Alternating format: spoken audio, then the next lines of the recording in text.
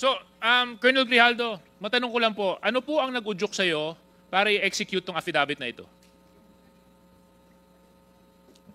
Just I have said, Your Honor, during my opening statement in the Senate, it was Tuesday. We have a hearing here on Tuesday, and we ended up on the Wednesday on the event of the Typhoon Christine.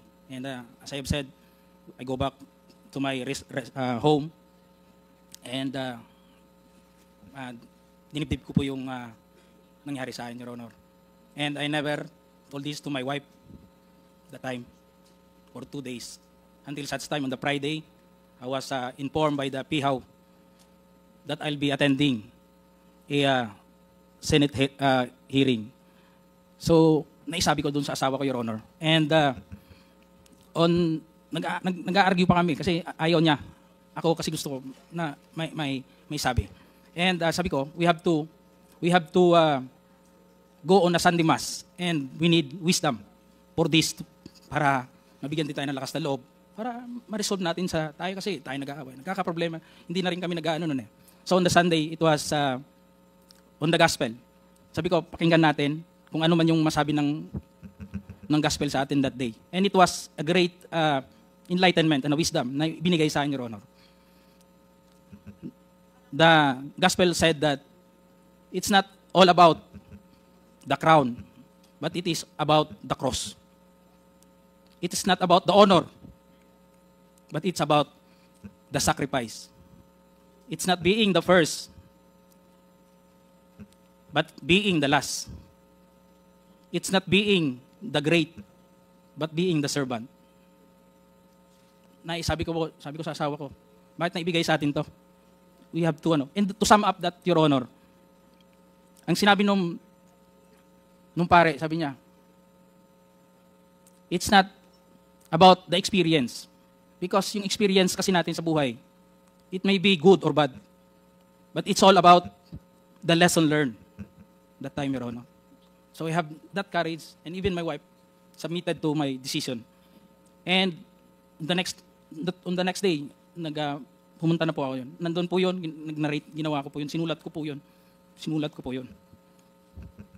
And it was on that mass that time that it is a Sunday for the PDLs. It was a Sunday for PDLs. Sabi ng pare, we have to give doon sa mga brothers natin na nakukulong. Hindi ko nga akalain na I would be the one also to experience that nung sinabi ng pare. So that's all, Your Honor. That is all that happened, Your Honor. Well, oftentimes we need experiences to encourage us and to push us to search for the truth. So I hope this hearing is one of those experiences for you, Colonel Grijaldo. Dahil ang layunin lang naman po natin dito ay hanapin gaano man kahirap ang katotohanan. Yun lang naman po ang hangarin natin. Wala nang iba. At kaya nga po yung dalawa po nating kinatawan na binanggit mo sa affidavit mo ay pansamantalang tumayo at umalis bilang chairman just to show that we are fair in handling this very sensitive issue. Because you made serious accusations in your affidavit, Colonel Grijaldo. And if indeed enlightenment has happened to you when you executed this affidavit, and you mentioned that you stand by your affidavit, so let's test whether or not it is the truth, Colonel Grijaldo. Yes, Your Honor. Okay, As I have said, I will stand by. I am humbled by my experience, Your Honor. I'm with sure this, you're Your Honor, but Mr. Colonel Grijaldo, I will stand by with my statement. You have to understand one thing. In the Senate, Your You have Honor, to understand and I would one like thing to lang po. invoke my One right thing lang po. for self-incrimination, Your Opo, Honor. but you have to understand one thing, Colonel Grijaldo. Okay lang po yun kung para sa'yo. Ang problema ho, ang dami mong dinamay eh. Kung para sa'yo lang yon, hindi sana natin gagawing issue to eh. Ngunit ang idinamay mo dito ay mga taong walang kinalaman o mga inosente. Eh paano naman po sila? Paano naman po yung mga karapatan nila?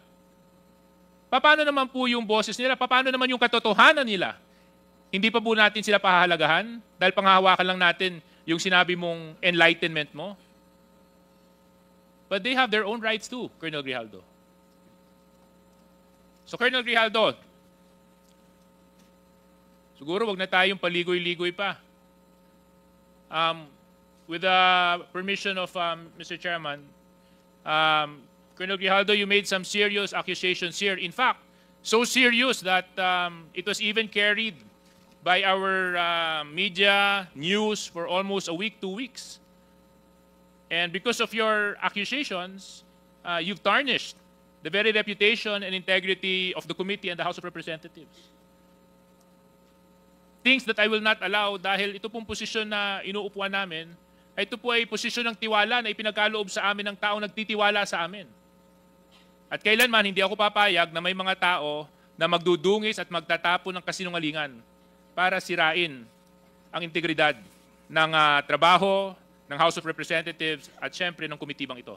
So Colonel Grijaldo, sinabi mo po dito sa inyong sinumpang salaysay that you were persuaded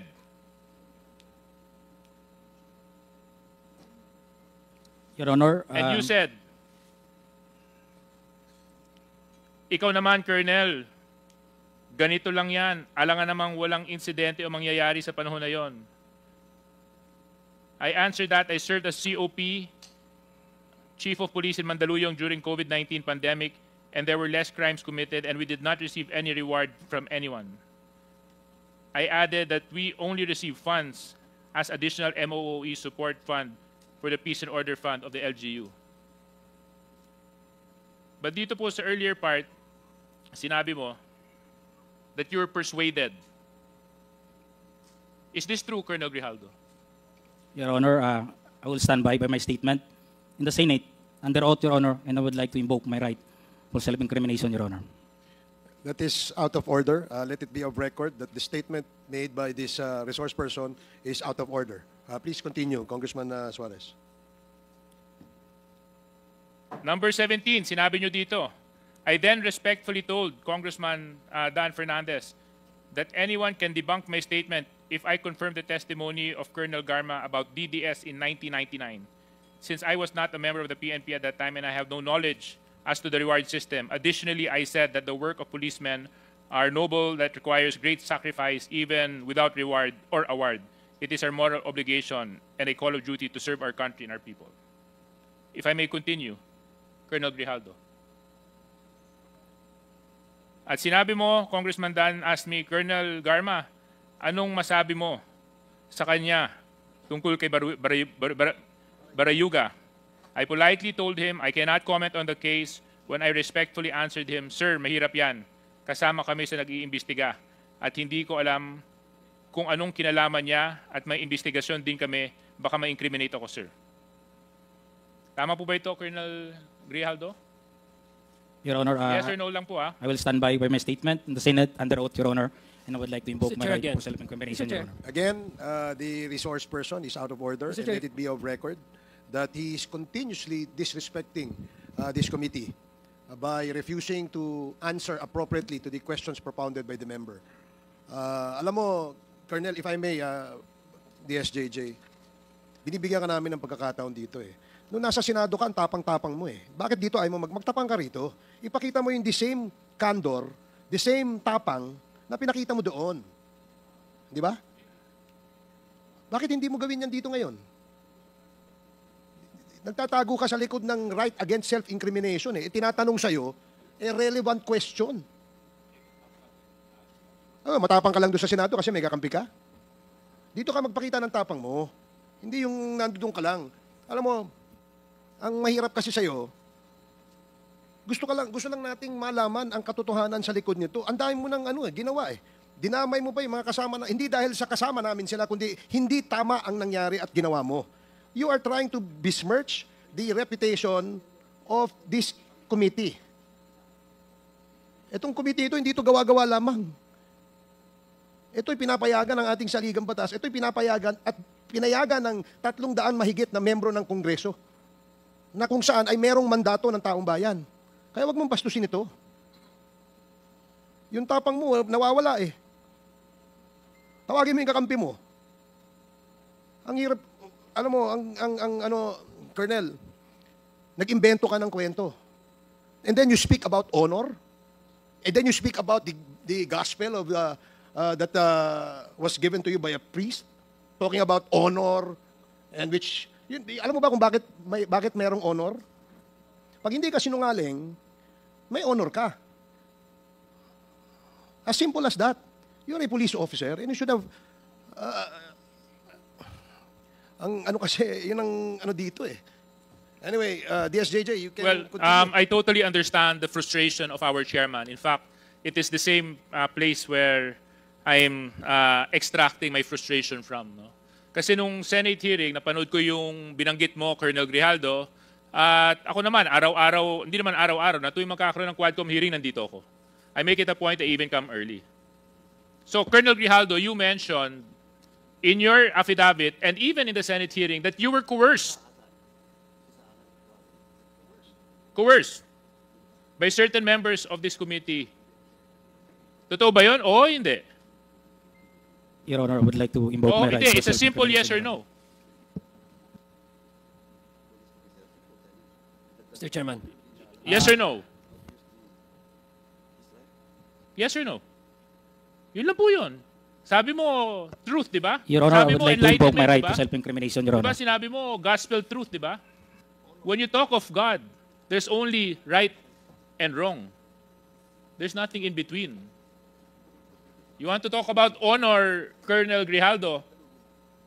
Kung gusto mo, Colonel Grijaldo, mag-usap tayo tungkol sa integridad ng isang tao, eh ang pagsabi ng katotohanan is the simplest way to show honor. Na hindi ka nagtatago at hindi ka nagsisinungaling. Kasi we're talking about serious issues here, Colonel Grijaldo. Isipin mo, mga EJK victims ang nandito. Libo-libong taong namatay nung panahon ng nakaraang administrasyon. Buhay ng Pilipino ang pinag-uusapan natin dito. So, Colonel Grijaldo, babalikan ko lang. Totoo ba? Oo, hindi. Na merong pumilit sa iyo na magsalita na hindi naaayon sa katotohanan dito sa Quadcom. Your Honor, I would like to invoke my right for self-incrimination, Your Honor. Mr. Chair, point of order. What is the point of order, Congressman Ako? The resource person has not answered my question a while ago, and he's still invoking his right against self-incrimination, which is improper. Even the Supreme Court decisions say so. You're just telling me your ignorance of the law. You cannot invoke your right against self-incrimination. Tell me if you have a criminal case against you regarding this issue. Galing ako sa serbisyo, iho, pero nakakahiya ka. Thank you, Mr. Chair. Pag ako na magtatanong, Thank you. sasagot ka. Dahil isasite kita in contempt again. Thank you, Congressman Sir Chair. Ako. Sir Chair, just a I'm quick surprised why he became an officer. Yes, just are you want done? to- Are you done, DSJJ? Just a last point lang, Mr. Chair, kay Colonel Grijaldo. Before Congressman Adjong, I know naman may good friend is very generous with his time. Colonel Grijaldo, sa maraming pagkakataon na inimbitahan ka ng Quadcom, pagkatapos mo magsalita sa Senate, hindi ka nagpakita. At ang dinadahilan mo ay meron kang left shoulder injury. Tama po ba yon? Yes, Your Honor. Was that incriminating, Colonel Grijaldo? Was that answer to your shoulder incriminating? Hindi naman, di ba? Ang dinadahilan nyo, kaya hindi kayo nakakadalo, dahil maya't maya po kayo ipinapasok sa Pasig Hospital dahil nag-undergo po kayo ng therapy sa inyong kaliwang balikat. Tama po ba yon, Colonel Grijaldo? I have my left shoulder operation, Your Honor. You have your... Left shoulder operation, Your Honor. So, inopera din po kayo. Yes, Your Honor. Okay. Tapos, Colonel Grijaldo, ang nakakapagtaka po, yung ilan sa mga pinadala nyo pong mga dahilan kung bakit hindi po kayo makakadalo ay nanggaling sa isang klinika na matatagpuan sa isang mall. Bakit hindi po orthopedic doctor ang nag-issue ng medical certificate ninyo, kundi isang clinic na matatagpuan sa isang mall?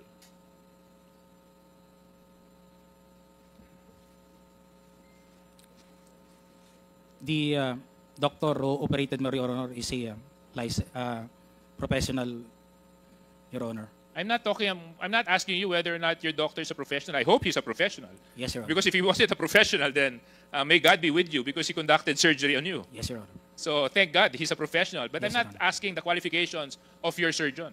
I'm asking kung sa sobrang laki ng dinadala mong problema sa inyong kaliwang balikat at kinailangan po itong operahan, bakit isang klinika sa isang mall ang nag-issue ng medical certificate mo at hindi isang orthopedic surgeon? That is not a clinic, Your Honor. It is a hospital, Pasig Hospital, that responsible in giving the medical certificate, Your Honor. I suggest, Colonel Grijaldo, you refresh your memory. Kasi yung isa sa mga una mong pinadala sa amin ay nung amin pong sinearch yung address, mall po ang location niya. So again, Colonel Grijaldo, I'm asking you, it's not too hard. Sasabi lang po kayo ng katotohanan. Kayo po ba nung panahon yun ay umiiwas dito dahil nakapagsalita kayo sa Senado? Colonel Grijaldo? No, Your Honor. It is a necessary, Kasi kung Your Honor, to have my operation, Your Honor. Kasi kung hindi And po I kayo... am suffering a pain on that time, Your Honor. Oh. Because this happened during my cadetship, Your Honor. And during that time, there were no operation being conducted na nangyari at kumikirot po talaga to, Your Honor. And I have no reason to escape or to not going to this honorable Quadcom committee, Your Honor, because I was able to attend 4 Quadcom hearing, Your Honor, and I was already giving my statement, Your Honor. Opo. Yes, you were attending. In fact, I would see you in the back. Kaya nga nagulat ako nung nakapagsalita ka ng mga hindi makatarungang mga statements at nakapagbitaw ka sa Senado nung nagkaroon ng hearing doon. Nagulat na lang po ako pagkatapos niyo po magsalita doon, bigla na lang po naging unavailable na kayo. Bigla na lang sumakit ang balikat ninyo. At bigla na lang kinailangan na maoperahan ang balikat ninyo. It may, Your Honor, it will incur considerable amount, Your Honor, for the payment of the operation. And I'm still contemplating to find money for that operation, Your Honor. And I was been confined on that hospital. The option was given was to relieve the pain, was only to have therapy. And I asked the doctor for that period na hindi pa ako maka-attend na sabi ko, i-therapy lang muna, Doc. Then, kung makapag-produce na ako ng considerable amount for the payment of the Alam operation, mo, Colonel Rialdo, I will ay isang, submit for an operation, Your Honor. Kayo po ay isang police officer.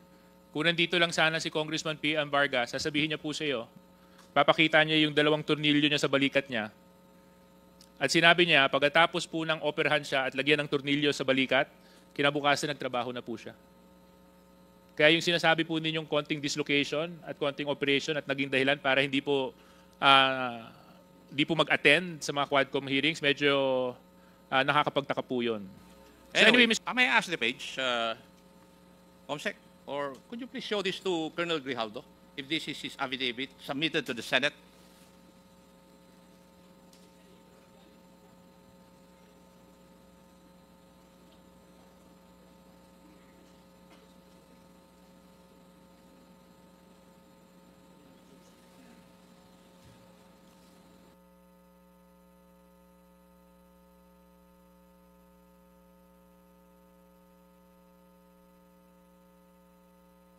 Was this the, or is this the affidavit that you submitted to Senate, Colonel Grijaldo? Yes, Your Honor. Yes. And in your answer to the Honorable D.S. Suarez a while ago, you stated under oath that you stand by the truthfulness of your statements here in this affidavit. Tama po? Yes, Your Honor. Yes. And you have imputed certain inappropriate actions on our 2 colleagues, the Honorable Abante and the Honorable Fernandez. Tama po ba? Your Honor, I will stand by my statement in the Senate under oath, That is and I not would an like to invoke my appropriate- right to self-incrimination, Your That Honor. is not an appropriate answer to my question.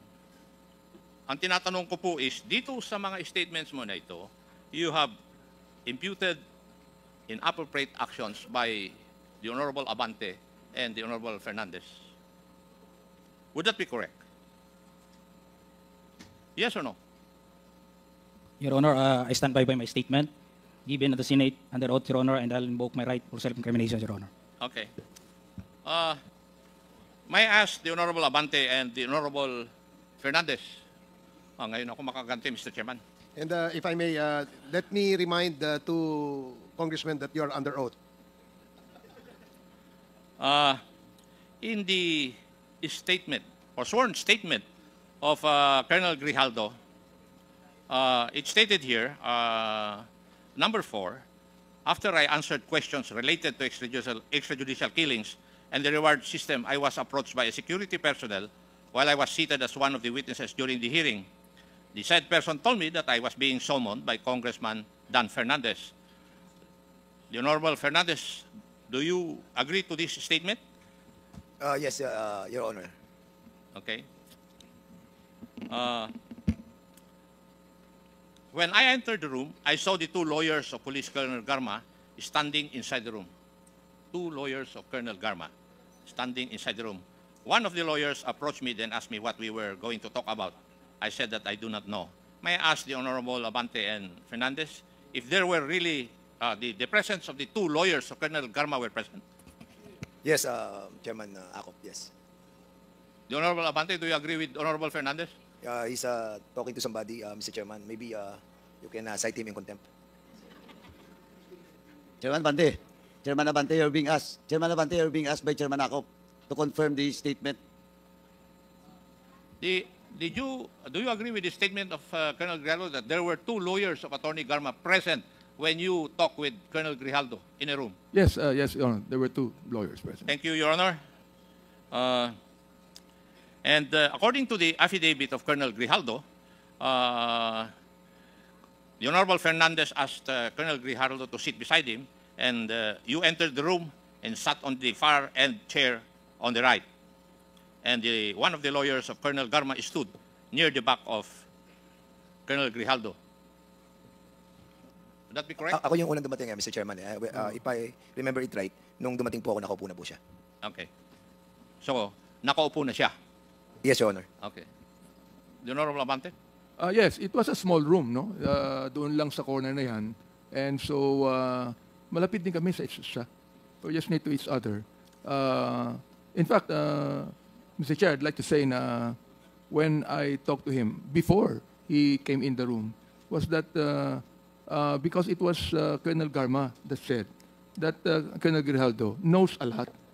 He knows a lot about this thing. So, sabi ko, sige, total, normal naman yung vetting na ginagawa natin, kinakausap natin. So, we talked to him and sinabi ko kay Colonel Garma, can he corroborate your statement? Ang sabi ni Colonel Garma, yes eh. So, kinausap namin. Your Honors, pasensya na po kayo kasi hindi naman sumasagot kasi sa mga tanong ko sa si Colonel Grijaldo. Kaya kayo po ang tatanungin ko na muna. Mr. Chair, if I be allowed. The resource person is not allowed to ask questions. No, I'm not asking questions, Mr. Chairman. I will be answering in relation to the answer of So you Congressman. are replying to the question Yes. raised by... Yes, Mr. Chairman. Please proceed. Well, ang totoo po kasi noon, yung pong dalawang lawyer ni Colonel Garma, sila po talaga yung nag-approach sa amin. Ang sinabi po nung dalawang lawyer, if I remember it right, yung pangalan po nung lawyer si Attorney Victor, nakalimutan ko po yung apelyido. Attorney Kilang and Attorney Kumigan. Yes, opo. Ang sabi nila, kasi kung matatandaan niyo po, yung ating supplemental affidavit na ginawa po ni Colonel Garma was given to us on the day itself. And then, nung binabasa po natin, sabi natin, sino magko-corroborate ito? Sino magbe-betting ito? Lumapit po yung dalawang lawyer. At ang sabi, kung pwedeng kausapin si Colonel Grijaldo. Dahil si Colonel Garma ay very close daw kay Colonel Grijaldo. At siya makakapag-bet sa mga nakalagay doon sa supplemental affidavit. So, ang sabi ko naman kay Attorney Victor, tama-tama, andyan si Grijaldo andyan sa likod. Bakit hindi natin siya imbitahan doon sa room doon, sa may kainan, para nang sa ganon ay makausap natin kung patotohanan niya yung sinabi ni Colonel Garma na magkaibigan sila at ibebet niya yung mga nakasulat doon. So, basically, hindi naman po siya ganun kalaking issue. As a matter of fact, Mr. Chairman, hindi nga tayo ang nag-initiate eh. Sila pa yung nag-initiate sa atin na kausapin si Colonel Grijaldo, which I did together with, nagkataon po kami ni Chairman Abante during that time. Magkalapit kami doon. Sabi ko, pare, sumama ka na sa akin. Kaya siya sumunod. Kaya nagulat na lamang po kami that biglang nagkaroon po ng ganong istorya. But nevertheless, Mr. Chairman, yun po yung nangyari doon. At nung pumasok po ako sa loob, nauna po ako kay Chairman Abante ng konti lang, and then sinabi ko sa kanya, Colonel Grijaldo, ito yung mga nakasulat dito sa affidavit. Sabi ko dito sa paragraph, hindi ko matandaan, 17 ata o something na gano'n. Ito ba, mapapatotohanan mo na sinabi ni Colonel Garma?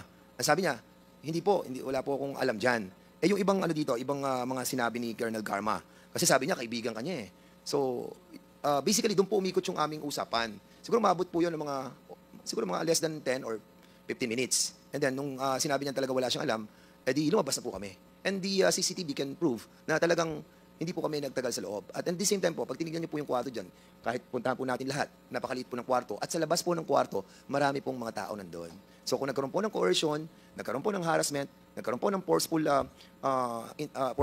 force galing po sa amin, I think malalaman po ng mga tao nandyan. And even the CCTV, nung lumabas po siya dyan sa ng pintuan yan, makikita po natin na yung itsura niya, hindi naman po siya mukhang na-coerce. Mukhang masayang-masaya pa nga po siya. Kaya, I think, Mr. Chairman, yung pong accusation sa atin, na malayan yung ating pong committee and the two chairman, masyado pong unfair. But of course, binibigyan pa rin po natin siya ng pagkakataon na liwanagin po yung mga pangyayari. Kaya andito po tayo at binibigyan po natin ng patas na pagdinig. Marami pong salamat sa pagkakataon. Mr. Chair, pwede maidagdag to? With, yes, Congressman Abante, with the indulgence of Congressman Ako, please. At the back of my mind, masaya pa nga ako eh. Sapagkat nabanggit sa akin ni Colonel Garma na ito talagang close siya rito. Classmate niya. At talagang kakampihan siya nito. Nagulat na lang kami na gano'n ang sagot niya. So, Nung bang sinabi ni Colonel Garma yun, magkasama na kayo ni Congressman Dan? Hindi, ako hindi ko nakausap si Colonel Garma. ako ang kumusta sa kanya. Hindi niya nakausap. Ako mismo So, kumusta sa kanya. at sino ang nakarinig na sinabi ni Colonel Garma sa inyo yan, na Congressman? Palagay ko walang nakarinig sapagkat in confidence sinabi niya sa akin eh. When I asked her, who can corroborate your statements? Binanggit niya yung pangalan ni Colonel Grijaldo. Natuwa naman ako sapagkat very close daw sila, classmate niya, at talagang kakampihan siya nito. Labas sa atin, kalaban pala niya. And Congressman Abante. Mr. Chairman, para i-corroborate lang po yan. If you remember it right, no, nung na-interview po tayo sa, I think, Bilyonaryo News Channel, nabanggit po natin doon na nakasama po natin siya sa isang pagpupulong doon po sa BGC sa Ascot Hotel, na kung saan nakiusap po sila Colonel Garma during that time. And during the time, we were shocked, ikaw, saka ako, Mr. Chair, na nakita natin si Colonel Grijaldo doon. And that's the reason, nang kinausap ako ng abogado doon, na sinabi sa akin na si Colonel Grijaldo at si Colonel Garma ay close, naniwala ako. Because na-meet na po natin siya during that time. And remember, na kayo pa po nagbayad ng dinner. That was 9,000 plus po. Kaya sinasabi ko po to, Mr. Chairman, because we wanted to ferret out the truth. And by doing that, we are initiating some form of talks with those who wanted to speak in this committee. Dahil nga, nagbe-betting po tayo eh. At yun po yung ating ginagawa sa kongresong ito. Kaya, nakakalungkot lang na ang isang opisyal na naging isang batalyong commander ng isang rehiyon ay ganito po yung kanyang treatment sa committee ito. But I cannot blame this person. If there is a big person behind him, then totally we cannot blame him. But prudence dictates na dapat po ay sarili niya, manindigan siya sa sarili niya at hindi siya matako sa kaninumang tao. Maraming salamat po. Thank you, Congressman Fernandez. Please proceed, continue, Congressman Akop. Thank you, Mr. Chair. Also in the sworn statement, Kong Dan Fernandez put the paper he was holding on the table and told me, ito ang sasabihin mo sa statement na ito. While pointing to a paragraph on the paper, ito ang second supplemental affidavit ni Colonel Garba. Sabihin mong alam mo ang reward system, i-confirm mo lang. Would this be true, Honorable Fernandez? Po ganyan ang pagkakasabi ko. A while ago, I was testifying in this honorable committee that itinuro ko po, yan, Colonel Grijaldo, ito. Yan, mapapatotohanan mo ba na totoo itong sinabi ni Colonel Garma? Sabi niya, hindi ho, wala ho. Right away, actually parang hindi pa nga niya nababasa, parang umihindi na po siya. So, nilipat ko sa kabila. Sabi ko, itong mga ibang nandito, yan, hindi po yan kasi andun po ako sa Davao noong 2000, wala pa ho ako dyan during that time. So, yun lang po yung mga sitwasyon na nasabi ko sa kanya about dun sa supplemental affidavit. Actually, Mr. Chairman, sa una pa lang, nararamdaman ko na hindi niya po i-confirm yung mga sinabi ni Colonel Garma. Actually, hindi ko na pinursu. Basically po, yung usapan, parang naging light na lang po yung moment ng usapan. At magmamanifest po yun, yung light moment na usapan namin. Because nung lumabas po siya, masaya siya. And we can even show yung CCTV na hawak po natin ngayon, na makikita natin that wala po sa facial expression niya na he was harassed. Comsec? Yung sinasabi ni Honorable Fernandez na video clip, Comsec floor, do you have a Comsec. video? PM. O yan. Colonel Grijaldo enters the holding room. At 7:17:59 p.m., Attorney Emericio Kilang enters. At 7:18:11 p.m., Attorney Rotsiv Comigat enters. At 7:19 p.m., Congressman Dan Fernandez enters. At 7:20:35 p.m., Congressman Benny Abante enters. At 7:35:35 p.m., Congressman Dan Fernandez and Benny Abante leave the holding room. At 7:36:14 p.m., Colonel Grijaldo exits with Attorney Kilang and Attorney Comigat. At 7:36:25 p.m., Colonel Grijaldo, all smiles, is seen conversing with Jimmy Fortaleza. I wished it. Sinungaling yan. thank you, Comsec. Yun pong kay Honorable Abante naman, paragraph 14 of the affidavit. Pong Abante asked me how many years do I still have with the PNP. I answered I still have 4 years before retirement. Then he made the remark, pwede ka pang maging general. I humbly responded to him, masaya na ako sa rango ko, sir. Pagkatapos nito, uuwi na lang ako at magtatanim na lang ako ng kamote sa amin. Mr. Chair, I cannot recall, no? Pero kung yan man, nasabi ko, ako ba'y, meron ba akong karapatan na i-promote siya? Sapagkat sinabi niya ron, gusto ko siyang ipapromote. Anong karapatan ko para i-promote siya? Para lang siya magsabi ng gusto kong sabihin niya. Masyado namang akusasyon yan na kahit kailan, hindi ko ginawa kahit kanino. Thank you, Honorable Abante. Paragraph 15, the cordial conversation between us continued. So, walang animosity. Would you agree with that, Your Honors? Na cordial yung conversation niyo? Well, actually, Mr. Chairman, di mo pa binabanggit yan kanina. Sinabi ko nga, after na tinanong na namin yung mga ilang provision dun sa paragraph niya, na alam ko na hindi naman tayo makakakuha ng magandang resulta dun sa confirmation ng betting, sabi ko nga, naging light na lang yung usapan. Hindi ko na alam kung ano mga napag-usapan. At, but after that, umalis na ako. Tapos sumunod na si Congressman Benny. Pero dinagdag niya. Sa kanya, Mr. Chair, tama. Tama ho. Tama yung sinabi ni Chairman Dan na very cordial. Very light ang usapan namin. Para pang nabibiroan pa kami dun . Nabanggit niya na siya magtatanim ng kamote. Hindi ba biro yun? Yung ba totoo ba yun na magtatanim talaga siya ng kamote pagkatapos na mag-retire? Saka, in all due respect, Mr. Chairman, if I may, Mr. Chair, may I be allowed to speak? Kasi, alam niyo po, napakasama naman po ng magiging action namin if we have done something like that without the prior approval of the members of the chairman of the Quadcom.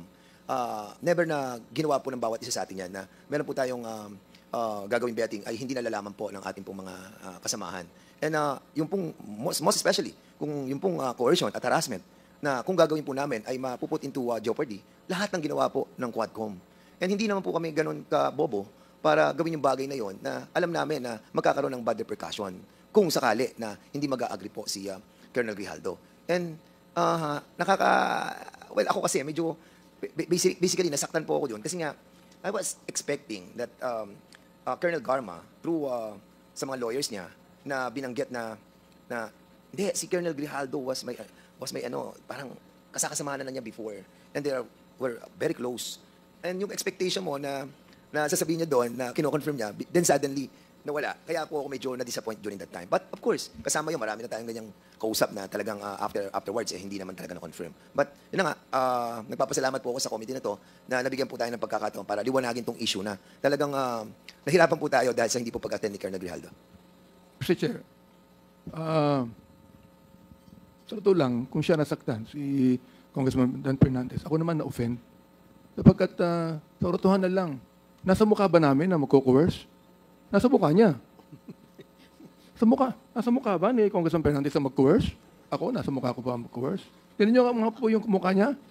O, compare po sa mukha namin.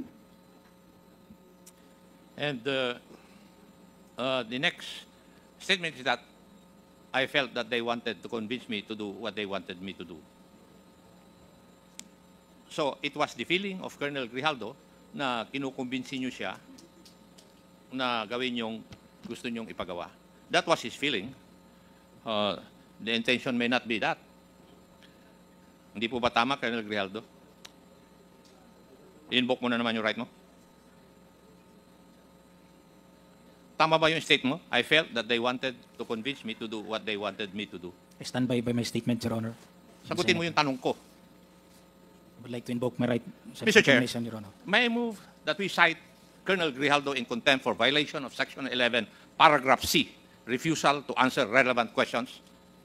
So move, Mr. Chair. Second. There is a motion to cite in contempt Colonel Grijaldo for violating Section 11, Paragraph C of our Rules of Procedure governing inquiries in aid of legislation, and it was duly seconded. Are there any objections? Hearing none, the motion is approved. You are again cited in contempt. Mr. Chairman, Is Congressman Acop done with this interpellation? Mr. Chair, my motion needs another motion from any member of this committee because we have to determine where, what is the duration of his penalty and where he would be incarcerated. Mr. Chair. Is there any motion? Mr. Chairman. Congressman Paduano. While the rules of the House now with regards to Section 11, citing a resource person in contempt, the detention, no? The place of detention lies with the, of course, the chairman of this honorable committee.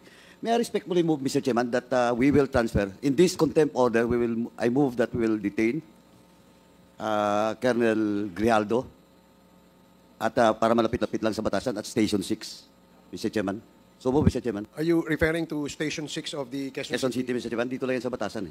Okay, So move, Mr. Chairman. there is a motion to detain, transfer the detention of Colonel Grijaldo to Station 6 of the Quezon City,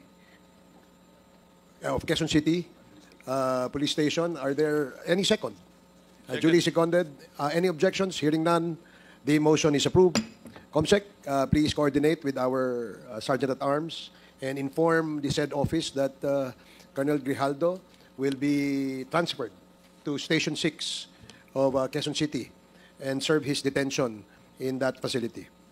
Mr. Chair, Congressman Acop.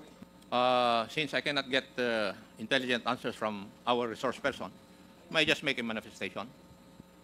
The reason why I asked Attorney Conti about the canons of legal ethics that we have in our possession a joint statement from the law office of Attorney Emerito B. Kilang from the Kumigad law offices. And in this joint statement of the two lawyers, they debunk all the claims of Colonel Grijaldo. And lawyers are supposed to observe the canons of legal ethics, as I have stated in my interpellation of Attorney Conti. And that is the reason why I asked Attorney Conti about the canons of legal ethics. So, it is the word of Colonel Grijaldo alone versus the words of two honorable congressmen and attested to by two lawyers, the lawyers of one of our resource persons, Attorney Garma. The other manifestation I want to make, Mr. Chair, is that in 4 instances where we invited Colonel Grijaldo, he has refused to attend. Ang timing po niya ng pagka-confine niya, every time na meron tayong hearing, if you look at the calendar of events. Kaya sinasadya niya na magpa-confine para hindi siya maka-attend ng hearing. Marami pong salamat, Mr. Chair. Mr. Chair, Thank you, Congressman Acop. may yes, I Congressman. may I also make just a short manifestation as to avoid the public that because I get this impression, Mr. Chair, that our resource person, Colonel Grijaldo, wants to, at least impress upon the public that we are cornering him, that we are gagging up on him. Just want to make a manifestation, Mr. Chair, that earlier, Chairman Acop asked him, or the chairman himself asked him if he needs a lawyer so we can provide one. Because he's been invoking his right against self-incrimination, and we understand that. That's a constitutionally guaranteed right. And we do not want to push or to even force anybody, especially if it's our guests and our resource persons, to say something that would incriminate him, that would be used against him at the court of law. He was asked what's the basis of him invoking that right, when in fact the question of Deputy Speaker J.J. Suarez was merely on an affirmation that the affidavit he gave during the Senate investigation was really true, because he was reading on the affidavit and he was quoting word by word the exact affidavit, an exact portion of the affidavit given by Colonel Grijaldo to the Senate hearing. And that was merely a confirmation from him. In fact, when he answered and replied to DS.J.J. Suarez earlier, his response is very much in conflict with the answer in itself. No? Sabi niya, I would stand by my affirmation, I confirm affidavit, which DSJJ was reading, and yet he says he invoked his right against self-incrimination. So he confirmed it, and yet he do not want to confirm it at the same time. So it's a conflict, no? Mismo sa sagot niya.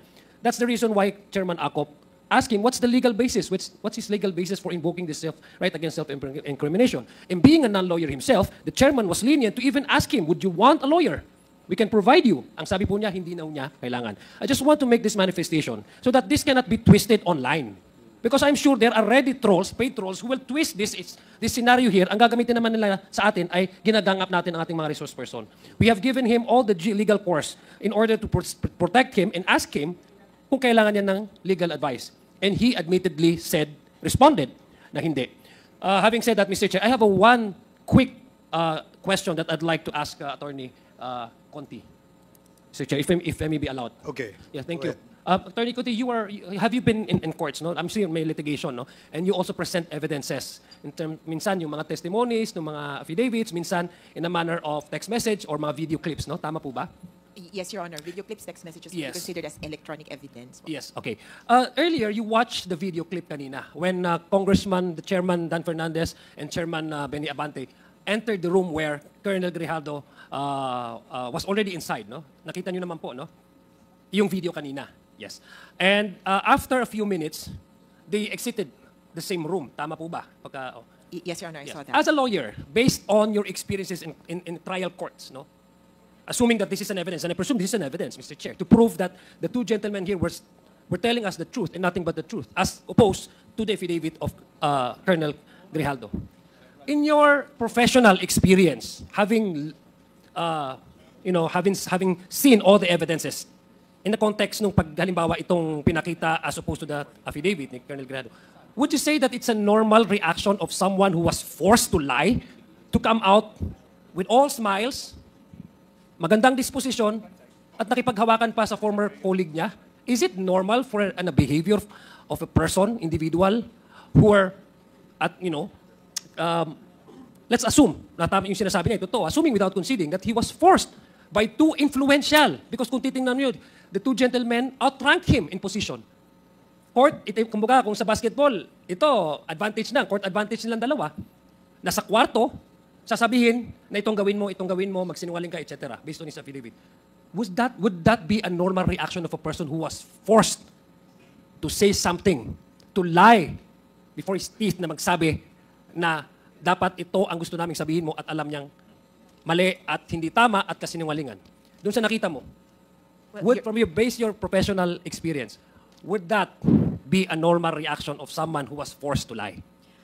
Yes, Your Honor. Well, first, I cannot or I should not appreciate that as a lawyer. I should appreciate it as a normal human being. Your Honor, that kind of appreciation of, is this consistent with human experience? It would not be consistent with human experience to see someone coerced leave a room without any restraints at sasabihin na hindi siya, na pinilit siya sa loob ng kwarto. So it would be inconsistent with what we have seen. And Your Honor, this kind of evidence will only prove that, however, on the other hand, that these gentlemen went into the room, left the room at these times, and the last person to leave the room was Colonel Grijaldo without anyone keeping him in detention. So yung, kumbaga, ang maiisip ko kasi ng karamihan, yung parang restraint is parang inaresto ka. His freedom to leave the room without any pressure or even without the presence of the two others. I think the two lawyers were still inside the room. We did not see that in the video. It would say that Colonel Grijaldo was not under arrest. To an extent, as a human being, I would say he was not under duress. Thank you for that response, Attorney Conti. In fact, Mr. Chair, the responses and the explanation of the two gentlemen, the two chairmen, was actually believable because based on sa mga responses niya, wala naman, it was plainly evident, paglabas nila, it reinforces yung mga sinasabing, yung atmosphere doon sa kwarto ay hindi naman ganun intense, no? Kasi nung lumabas sila, hindi naman for few minutes, so parang ordinary day lang. As opposed to Colonel Grijaldo, who was, I suspect, parang masyado siyang, sabi niya, may reflection pa nga eh, nag-quote pa nga siya ng Biblia. And he even went to the Senate to testify before the whole country watching that he was forced to say something and to lie. Ganon yung impact nung sinasabi niyang coercion na ginawa ng gentleman. And yet, when we look at the video, watch the video, it seems as an average-minded person hindi po normal na behavior ang isang tao na he was forced to lie, he was coerced, under duress, tas lalabang with all smiles at nakangiti. Mr. Chair. Yun lang. I'd like just to make that manifestation because again, I don't want to impress upon the public because this is an attempt, really, by this research person na i-twist itong nangyayari sa atin tapos may mga patrols na naman na ready to debunk all the truthfulness of whatever we have gathered here in this committee hearing tapos ito-twist nila that we are ganging up on him, Mr. Chair. Well, if I may just comment on that manifestation. Yes, correct. We expect that there will be trolls again prying on this particular hearing. This resource person has this penchant for playing victim. No? Yan ang ano niya, yung laging biktima siya eh. No? But ang katotohanan, ang video ay hindi po nagsisinungaling. No? Kung ikaw ay talagang may paninindigan at gusto mong tayuan ang sinabi mong katotohanan, eh hindi ganyan ang iyong demeanor. So that is my observation, Your Honors. In fact, darating ang panahon na mag-iisip ka rin eh. Iisipin mo rin na hindi mo na makakayang itago yung iyong konsensya doon sa iyong pagsisinungaling. Now, just to add a little spice in this issue, please allow me to show in this video, just a short video lang, Your Honors, on the video of Colonel Grijaldo appearing before the Senate hearing and try to observe his demeanor. And tingnan natin no, kung ano yung ano, para lang po meron tayong point of comparison. So, Comsec, can we play the video? And Colonel Grijaldo, can you watch the video and see for yourself kung ano yung ano mo dyan, yung demeanor dyan? Mr. Chairman, while waiting for the video, Yes. can I just to amend my motion previously, Mr. Chairman, that I move once again that Colonel Gardo will be detained at Quezon City Station 6 until the committee report will be, in this investigation, will be adopted in the plenary, Mr. Chairman. So move. Okay, there is a motion amending the previous approved ruling of the chair. Are there any objections? Hearing none, the motion amending the previous ruling of the chair is approved. So, just please play the video. Third level officer, presently assigned a personal holding administrative unit, Camp Crame, Quezon City. After duly sworn to, under oath and in accordance with law, do hereby depose and states that I, together with other invited PNP personnel, attended the joint hearing in the House of Representatives. After I answered question related to extrajudicial killings, Kong Dan Fernandez entered the room and he asked me to sit beside him. And then Kong Abante entered the room. One of the lawyers of Police Karma stood near at my back. Kong Dan Fernandez put the paper he was holding on the table and told me, ito ang sasabihin mong statement na ito. While pointing on the paragraph on the paper, ito ang supplemental affidavit ni Colonel Garma. Sabihin mo, alam mo ang reward system. I-confirm mo lang. Kong Dan told me to read the said affidavit. However, I asked the copy of affidavit he was showing to me to read it. He did not give it to me. Then Kong Abante asked me where I serve as a chief of police, to which I answered, Mandaluyong City Police Station, sir. Kong Abante then persuaded me by saying, ikaw naman, Colonel, ganito na lang, alangan namang walang insidente o pangyayari sa panahon na yon. I answered, and I served as a COP in Mandaluyong during the COVID-19 pandemic, and there were less crime committed, and we did not receive any reward from anyone. However, this video Okay, salamat. So, in my observation of the video that we just showed, shows that a police officer looking like a debonair in his uniform, with his rank, lying to his teeth. Yun ang aking observation dun eh. And he delivered the statement with full of bragadasyo, so to speak. So, parang ngayon, parang nawala yung asim nung pagbibigay mo ng statement dun sa Senado, Colonel. Then, you keep on invoking your right against self-incrimination, which is a manifestation of hiding from the truth. Yun lang ang aking gustong idagdag dun sa manifestation. So, we now recognize Congressman... Very short, Mr. Chair. Okay. Congressman Paduano, and then Congresswoman Luistro, and then Congressman Flores. Thank you, Mr. Chairman. Just for procedural, I just like once again to inform Colonel Grijaldo that you have all the right now to file a motion for reconsideration the day after this hearing. But I do not believe that you will file because in the first contempt order from this committee to you, you file a certiorari in the Supreme Court. Tama po? But still, baka sabihin mo, question of due process, hindi ka namin binibigyan ng due process dito. That's why I reminded you about your right to file a motion for reconsideration tomorrow in this committee. Now, Mr. Chairman, I'd just like to put on record and to point out the statement, the manifestation from Chairman Akop a while ago with regards to the joint statement of the two lawyers that was present during the incident in which Chairman Abante and Chairman Dan Fernandez was present during that meeting with Colonel Grijaldo. Malinaw po dito, Mr. Chairman, na sinasabi nila na hindi totoo yung pinagsasabi ni Colonel Grijaldo doon sa Senado. And let me quote, Mr. Chairman, just the two paragraphs, no? Kasi 5 paragraphs, no? Just the 2 paragraphs, no? To quote, Mr. Chairman, we would like to shed light on the nature of the interactions we observed. The discussions were focused on ensuring clarity and understanding of Colonel Garma's affidavit, particularly regarding any knowledge of Colonel Grijaldo might have about the reward system mentioned in it. At no point did any of the congressman attempt to pressure Mr. Grijaldo into conforming to a predetermined narrative. Throughout the meeting, we can affirm that we did not witness any form of coercion. Again, to repeat, throughout the meeting, we can affirm that we did not witness any form of coercion or undue influence directed toward Mr. Grijaldo. The discussions taking place were cordial and respectful. Congressman Dan Fernandez and Congressman Abante engaged in a dialogue that was both professional and focused on the matter at hand. At no point did we see or hear any actions or statements that could be interpreted as pressuring Mr. Grijaldo to conform to a specific narrative. Yun po on record, Mr. Chairman, the joint statement that was signed by the Council of former Colonel Rowena Garma, Attorney Emerito Kilang, and Attorney Rotsib Kumikad, Mr. Chairman. So ito po, napapatoo na nagsinungaling si Colonel Grijaldo doon sa Senado. Now, second, Mr. Chairman, I would like to point out, makita po sa CCTV kanina, na paglabas, nakangiti pa. Well, in fact, alam niyo ba, ang kinamayan niya, outside of that room, was his classmate. Mista niya po.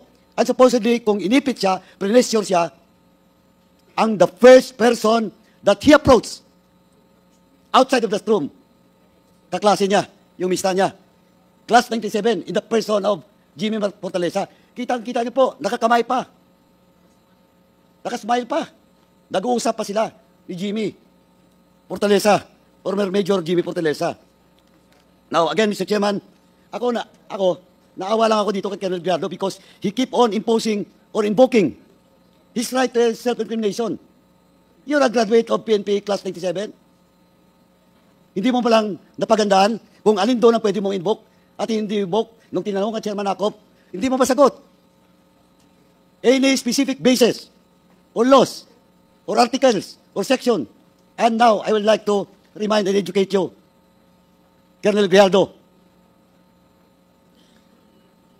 Under Article 3, Section 17 on our 1987 Constitution, tama po, no person shall be compelled to be a witness against himself.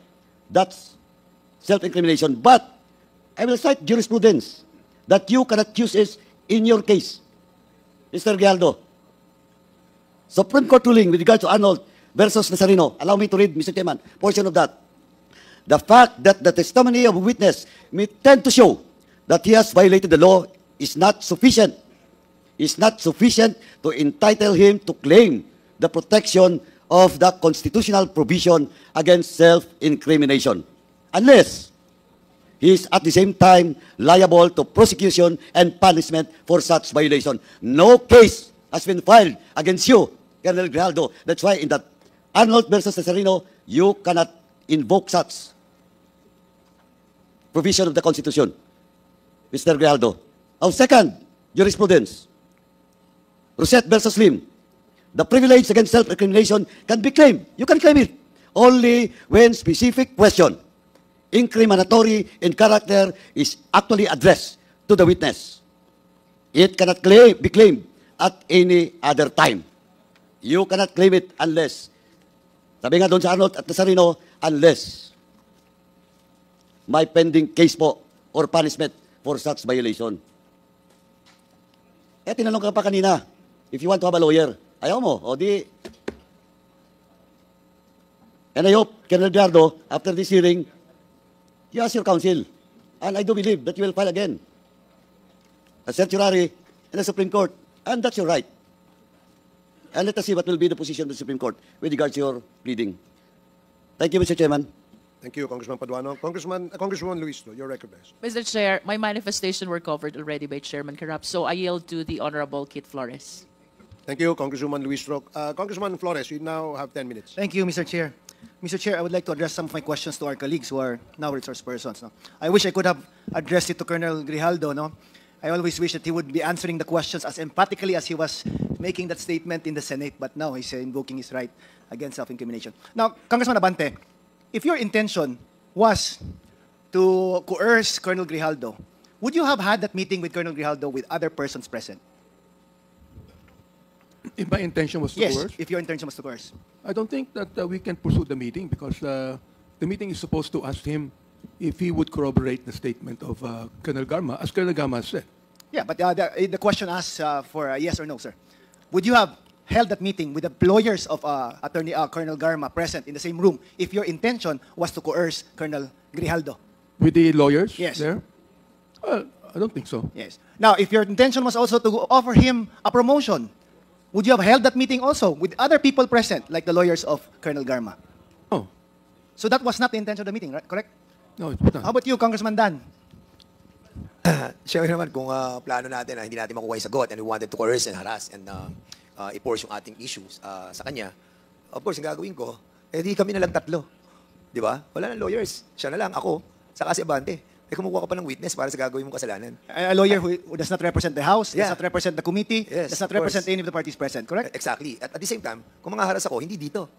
Dadali ko siya sa opisina ko. Baka sakali doon ko pwede ko siyang i-haras. And one more thing, yung sinasabi niya na promotion, ako hindi ko nadinig yun, na in-offer ni Congressman Abante. If ever na in-offer yun, hindi naman siya tanga para malaman niya na ang congressman, hindi naman tayo nakakapag-promote. Di ba? Presidente lamang or chief of PNP. Like for example, siya, colonel siya, under yan ang chief PNP. At kung general yan, doon siya dadaan sa CA. Hindi naman siya dadaan sa Congress eh. Di ba? So, basically, medyo may mali sa mga ginawa talaga niya. Yeah, I ask those questions, Kong, because I also take offense to the fact na parang the entire committee was parang put in bad light by the statements of Colonel Grijaldo. And I was hoping that he would be at least man enough to answer the questions now. And we wanted to apologize also sa committee because of what we did, and we wanted to ferret out the truth and to have that the vetting process to be conducted.